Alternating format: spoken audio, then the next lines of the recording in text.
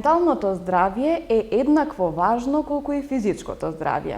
Токму на оваа тема ќе разговараме во емисијата Нега и здравје, бидејќи месецот мај е посветен на подигнување на свеста за значењето на менталното здравје. Гостин во денешното издание е Бранка Марковиќ, психолог, гешталт психотерапевт. Добре дојдовте. Благодарам, добре најдов. Така, на почетокот на емисијата, најпрво да објасниме што представува менталното здравје и колку е важно за целокупниот добробит на организмот. Менталното здравје не е само отсутство на ментално расстройство. Всушност, ето еден поширок поим. Ментално здравје се дефинира како една благосостојба на личноста која е свесна за своите способности, значи здрава ментална личност е свесна за своите способности, ги реализира своите потенцијали, успешно се справува со стресот кој во секојдневниот живот, способна е да работи продуктивно и исто така значи дава придонес во својата заедница. Всушност една личност која е ментално здрава, тоа е задоволна особа, позитивна, отворена за комуникација, брзо склопува пријателства и ги одржува пријателствата, продуктивна на своето работно место, а исто така и во ситуации, бидејќи ние секојдневно сме под стресни ситуации, така се успешно значи се справува со сите тие ситуации и изнаоѓа решенија. Во денешницава секојдневно се појавуваат одредени проблеми. Ментално здрава личност се соочува со тие проблеми и ги прифаќа. Најпрво треба проблемот да се прифати, затоа што ние психотерапевти, кажувам, мислим во психотерапијата се вели 50%, значи доколку се прифати одреден проблем, 50% е тој решен. Значи најтешко е кога особата или личноста не го прифаќа проблемот. Ментално здрава личност го прифаќа проблемот и го решава. Што значи дека додека ментално особа која има проблеми, значи во одредени проблеми, таа на секој проблем не му приоѓа различно. Туку има еден постојан уздален начин на решавање на проблеми, што го викаме ригиден, и тој е неефикасен. Додека ментално здравата личност, значи на секој проблем му приоѓа рационално и го решава секој проблем со одредени стратегии. За значењето на менталното здравје се разбира дека е многу значајно, затоа што дефиницијата за здравје всушност е состојба на целосна физичка, ментална и социјална благосостојба. Што значи дека доколку еден од овие фактори не е значи изостанува или не е комплетен. Изостанува, тогаш не можеме да зборуваме за здравје. Без ментално, значи здравје нема општо здравје на популацијата. Но за жал ние во секојдневнието кој тркаме настрана менталното здравје, повеќе се обрнуваме на физичкото, значи доколку некого заболи нешто, детето го заболи зуб, се оди на забар, а додека има проблеми одредени во однесување или во емоциите, тогаш мало настрана, па може од ова или наскова ќе не заболи глава, па може би од времето, па може би нешто друго, така да го фрламе настрана, а посебно сега во овие услови на пандемија, мислим дека многу е тркнато настрана. Така. Повеќе за физичкото здравје. Споменавте, нели сите се соочуваме со одредени проблеми, да. И секој различно приоѓа кон проблемите. Како да се подобри менталното здравје, нели за да биде комплетна целата личност? Има повеќе препораки за како да се подобри менталното здравје. Најбитно е да се зборува и да се изразуваат чувствата. Значи, здравјето, чувствата се без разлика дали се теа пријатни чувства или непријатни. Многу е добро да се зборува и да се прифатат тие чувства. и да не се кријат, затоа што собираат некоја енергија која може негативно да влие и врз физичкото здравје и врз менталното здравје. Потоа, вежбањето. Многу е важно, значи, да се вежба нешто, да не се биде статичен, да се седи дома, туку, значи, да се изнајде некој спорт или нешто што би не исполнувало и би не правило позадоволни. Потоа, многу е важен сонот. Битно е да се спие доволно и квалитетно. Битно е за менталното здравје и да бидеме во постојан контакт со нашите најблиски, тие што ги сакаме. И тоа ни дава исто така расположение, да се развиваат нови вештини, да не биде само една вештина, па доволно ми е. Значи, што повеќе вештини, така и ние и се развиваме и го подобруваме нашето ментално здравје. Убаво е, значи, да се најде некој одмор и хоби, не мора да е спортот, може музика да е. Без хоби, значи, мислам дека нема. Нешто што не опушта. Така, да. Да се поставуваат реални цели. Многу е битно нешто ако сакаме да постигнеме, реална цел да поставиме. Доколку поставиме нереална цел, не можеме да ја реализираме и тогаш доаѓаат разочарувањата кои негативно влијаат врз нашето ментално здравје. И доколку имаме одредени проблеми, да зборуваме со професионалци на темата ментално здравје. Нешто што кај нас можеби и нечесто го прават. Да. Зборот психолог им делува малку чудно, ќе речат, еве што ќе мислат луѓето кога одам кај психолог, така? Меѓутоа тоа е сосем нормално. Сега исто би кажала дека, значи, со ментално заболувања работат психијатрите, така? Така, да. Додека психолозите да се разграничат тие два поими. Работат, значи, со особи, со здрави личности, кои имаат одредени проблеми. И тие психолозите и психотерапевтите не им го решаваат проблемот, него го наведуваат, значи го тераат низ еден процес, тој самиот да се освести и да го реши проблемот. Така.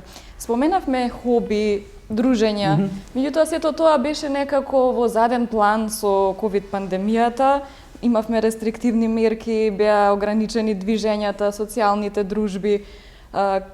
Значи цела купната благосостојба на семејството беше нарушена. Да. Како влијаеше врз психата на населението целава оваа состојба во изминатите 2 години?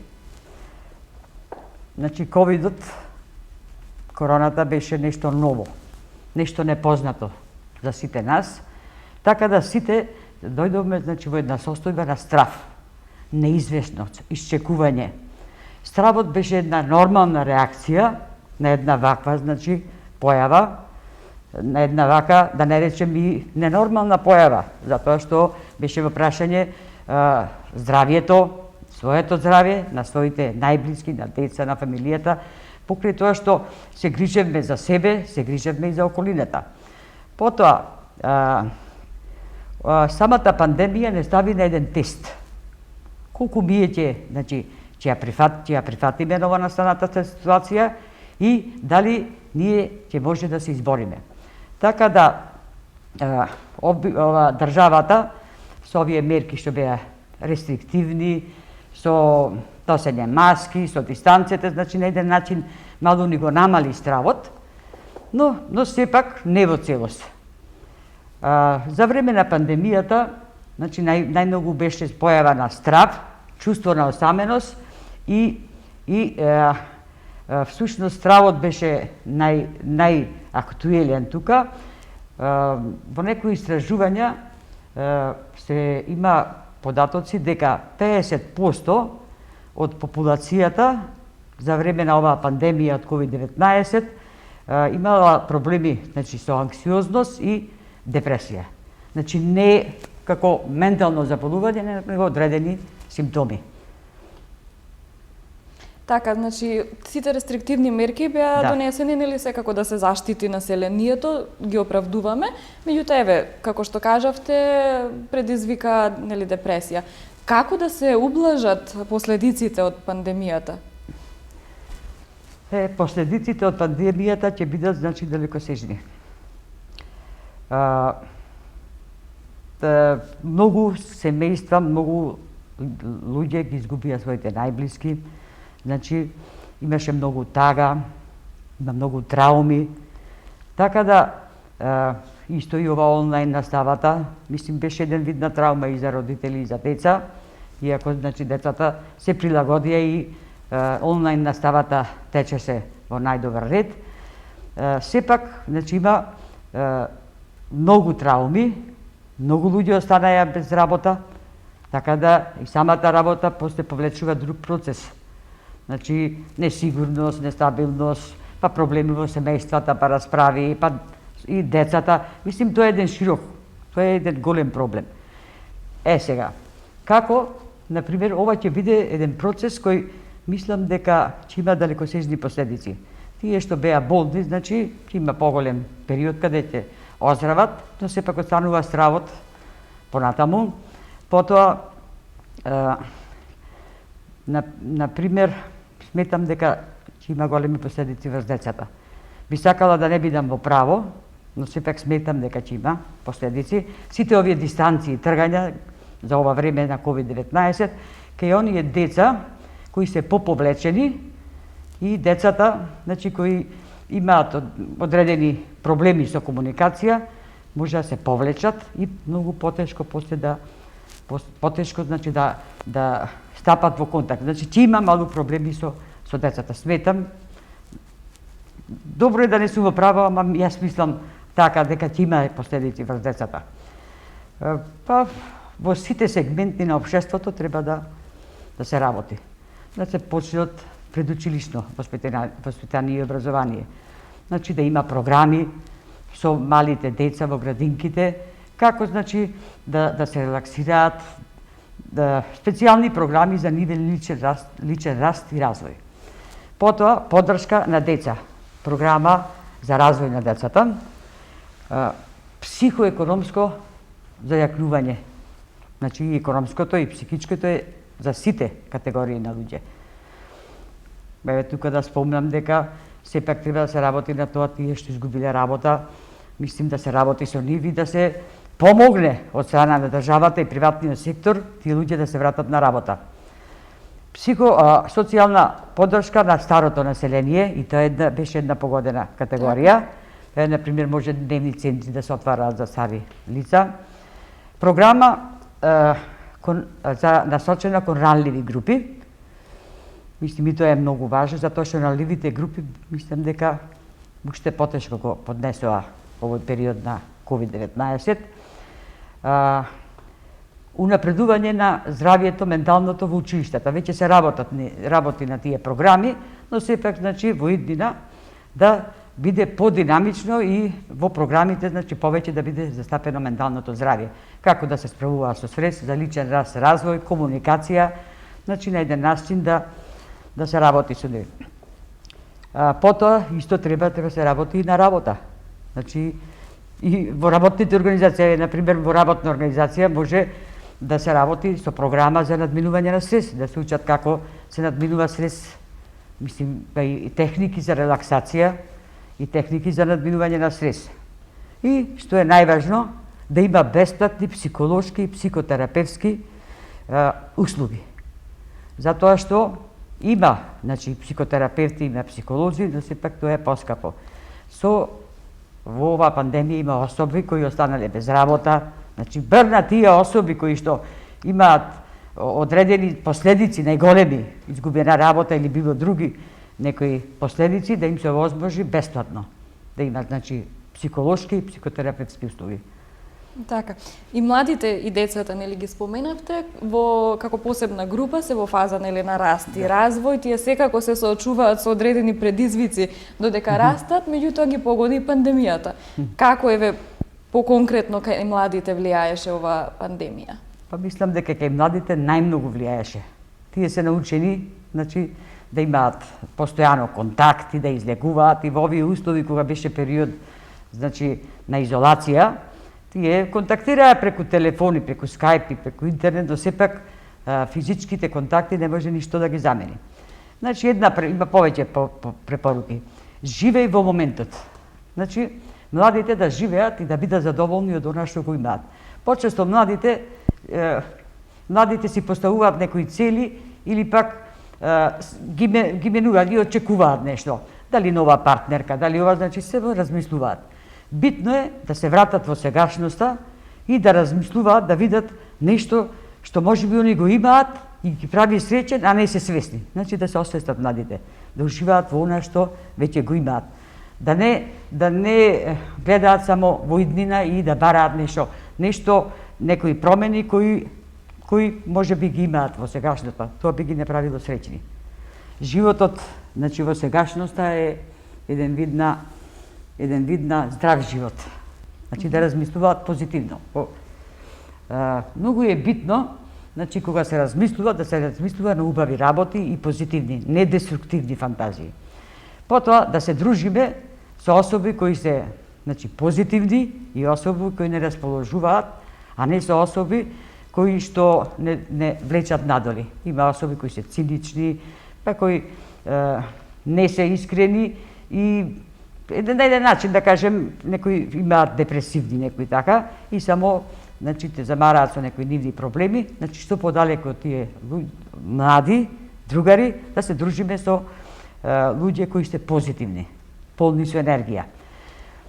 Да си дадат пауза за одмор, да не гледаат многу телевизија, да ако гледаат некоја серија, мислим да не биде овие што се со криминалистички повеќе, да гледаат нешто релаксирачко и да менуваат, да.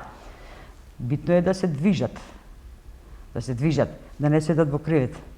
Затоа што доколку некои повеќе време го поминуваат во кревет, тоа не прави самите депресивни и нерасположени. Движењето во природа, значи, многу релаксира, битно е да се излезе. Пешачење, пола сат доволно, а сат и повише повеќе. Значи, дружење со природата. Без спомнав веќе природата. Значи, ние се движиме низ природата, сега ние треба да ја почувствуваме природата. Значи, ми некојаш идеме, а ништо не погледнуваме околу нас. Сега, например, пролет, има птици. Убаво е, значи, да се погледнат птиците, па се стапи во контакт со нив, дрвијата, лисјата, зелениното, значи се тоа ни дава едно расположение и тоа е еден извор на ментално здравје, на енергија позитивна, така да многу е убаво да се дружиме со природата. Или кога идеме кај река, значи да го слушаме звукот на реката. Не само да застанеме и си разговараме, значи да го слушаме звукот, да бидеме во контакт со природата. Да ги доживееме птиците, значи се тоа ни дава, тоа всушност и не релаксира и го намалува и она ниво на стрес кој го имаме во себе. Така. Добро е да ги послушаат сите овие совети, нели, за подобро ментално здравје. Меѓутоа, што доколку се наруши менталното здравје? Што е ментална болест? Доколку се наруши менталното здравје, веќе тоа е ментална болест и тоа е всушност веќе здравствен проблем. Тоа е проблем кој влие врз мислењето, однесувањето, расположението и интеракциите со другите луѓе. И се диагностира, се има одредени критериуми со кои се диагностицира, тоа повеќе би го оставили на колегите клинички психолози и психијатри. Кај нас некојаш има одредени здравствени потешкоти кои наликуваат на одредени ментални болести, но сепак се со мал интензитет. И затоа не се болести, туку, значи, се одредени состојби, да не речем, да, појава некоја, значи во мал интензитет. Например, некој ќе рече, јас сум депресивен, не каже, нема депресија, него во моментот има некои влаги, некои знаци, нерасположен, например, па не му се гледа ништо и така ние се викамо депресивен. Да. Често употребуван збор така. Какви видови на ментални нарушувања постојат? Значи, и ова ќе го одговорим кратко. Така, да. Значи, има многу повеќе видови ментални нарушувања. Прво би ги спомнала фобиите. Нема да дадам дефиниции, туку би разграничила. Некој ќе каже во секојдневието, ја имам фобија од тоа, а всушност е страв. Значи, многу се блиски со стравот, а нема личност која нема одреден страв. Мислим, тоа се ретки личности. Битно е да се прифати стравот и да се работи на него. Сега, разликата помеѓу помеѓу фобии и само една разлика и стравот. Например, оној кој има фобија, значи кој е душевно болен, ако има страв од лифт, значи да го утепа што нема да влезе у лифт. Додека здрава ментална особа, значи со одредени проблеми, има страв. Значи има страв од лифт, ама ќе влезе. Значи соочување со ситуација. Во фобија, особата која има фобија не се соочува, додека здравата личност, значи се соочува со ситуацијата. А со самото соочување и малу по малу и го надминува. Потоа би ја спомнале депресијата. Тоа е едно, значи нема волја за живот, не е расположен, мислим, депресија е, да, неурози би ги спомнала, има и детски доста неурози, пречки во психички развој, има лесни пречки во психички развој, умерени пречки во психички развој и тешки, значи пречки во психички развој, параноидни патологии, значи параноја, шизофренија би ја спомнала, епилепсија, тоа е, значи, болест на губење на свест и паѓање. И има и афективна патологија. Тоа всушност се нашите емоции, афекти на одредени ситуации, значи особите кои боледуваат од афективна патологија реагираат бурно, значи ова многу јаки се тие однесувања и реакции. Ние сите имаме одредени реакции, некој ќе се изнервираме и ќе реагираме, но сепак знаеме да го контролираме, да ги контролираме емоциите, додека ова особа не знае да ги контролира, па може да искрши, да ја афективни. Потоа би ја спомнала и психозата како едно ментално нарушување. Така. Сега, кои се причините што ги предизвикуваа сите овие нарушувања? Менталните болести се резултат на комплексна интеракција меѓу умот, телото и средината. Има повеќе фактори кои доведуваат. Најпрво се биолошките фактори, генетиката, хормони или некои хемиски процеси. Потоа, исто еден фактор е употреба на алкохол, дрога или некои други субстанции, и тоа е еден фактор. Когнитивни шеми. Например, ако постојано некој има негативни мисли и ниска самодоверба, има предизвиците, значи да премине во ментална болест. Потоа, социјални фактори, како изолација, финансиски, значи потешкоти, како што потоа распад на семејство или ако има во семејството насилство. Значи насилството, ако има насилство, тогаш има многу истравматизирани и жената, зависи кој е насилник, кој е жртвата на насилство, а тука најмногу трпат децата. Потоа би ги спомнала и долготраен и акутен стрес. Ние кажуваме дека сите, затоа е многу важен овој стрес и да се научат тие техники, значи како да се надминува стресот, бидејќи ова е неизбежно, мислим, сите се наоѓаме во такви ситуации и ги реши, се справуваме. Но особа која има долготраен, значи стрес некој, или акутен, некој тежок стрес, значи има предиспозиција да има одредени проблеми. Така, и за крај на оваа емисија, кои се препораките за добро ментално здравје? Значи, основни препораки, би почнала од основни препораки, а потоа би почнала од некои гешталтистички препораки за општо за менталното здравје и за среќен и здрав живот. Најпрво, значи, да ги повторим пак, здрав начин на живот. Тоа подразбира, значи, движење, спорт, здрава искрена со витамини, значи овошје, зеленчук и тоа не свежи. Потоа здрави односи во комуникацијата со прво во семејството, па понатамо. И добро би било да се вклучиме сите, па и ја некогаш да се потсетам во некои работилници, обично има работилници, да се вклучат посебно младите и децата во работилници, па да научат, например, подобро да се запознаат себе си, да научат што е стрес и како да се справуваат со стрес, Сега ќе ни треба и работилници за надминување на трауми, затоа што веќе светот помина во траума, да имаат подобра комуникација во околината и сето тоа, значи, се едне препораки кои ќе влијаат позитивно врз нашето ментално здравје и врз нашиот квалитетен живот. Сега би за на крај, значи би кажала на некои гешталтистички препораки за подобро ментално здравје, како да се живееме здраво, посреќно и како би почнале. Значи прво би почнале живеј во сега. Живеј овде.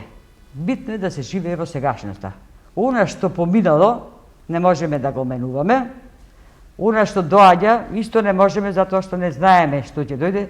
Промената само треба да може да ја направиме во сегашноста. Прифатете се себе си онако како што си. Значи ова е многу важно, да се прифатиме себе си онаки, не да сум вака, па подобро да има вака, значи да се прифатиме себе си онакви какви што сме. Посматрај ја околината онаква каква што е, а не како што сакаш да видиш. Значи, реално да посматраме околината. Биди честен кон себе. Тоа е многу важно. Изрази се преку своите желби, преку своите чувства, емоции. Било да се тоа пријатни или непријатни. Многу битно да се изразиме. И при изразувањето да ги вклучиме, значи, и нашите емоции. Многу е убаво да се каже, значи, како некојаш се чувствуваш во тој момент, било да се чувствуваш лошо или добро. Доживеат целата скала на своите чувства како пријатните и така и непријатните. Значи да ги доживееме, не да ги игнорираме. Сега сум тажна сум, значи ќе се прифатим и ќе го доживеам тоа. Не прифаќај надворешни барања кои се во спротивно со твоето познавање на самиот себе. Значи да не се прифаќа нешто ако е во спротивно со себе. И обично некогаш од култура или дома прифаќаме и нешто што е спротивно на нас, а тоа многу, значи, не прави несреќни. Биди спремен да експериментираш и да се сретнеш со нови ситуации. Многу е битно нашиот личен раст и развој. Никогаш не е доцна, па веќе има и, например, повозрасни луѓе кои се запишуваат на факултет, па учат, значи постојано нешто да се учи, да се развива. И биди спремен за промена и развој. Сега, оваа емисија би ја завршила со уште една препорака, значи една техника која ние ја користиме психотерапевтите, овде и сега доживување. Па почесто во денот, некогаш, ако не и секој ден, да си поставиме две прашања кои се многу важни. Што сега се случува? Значи, што чувствувам? Значи, секој да си ги постави. Што чувствувам? Како се чувствувам? Што мислам? Што правам? И како дишам? Дишењето е многу еден знак кој ни покажува како ние се чувствуваме.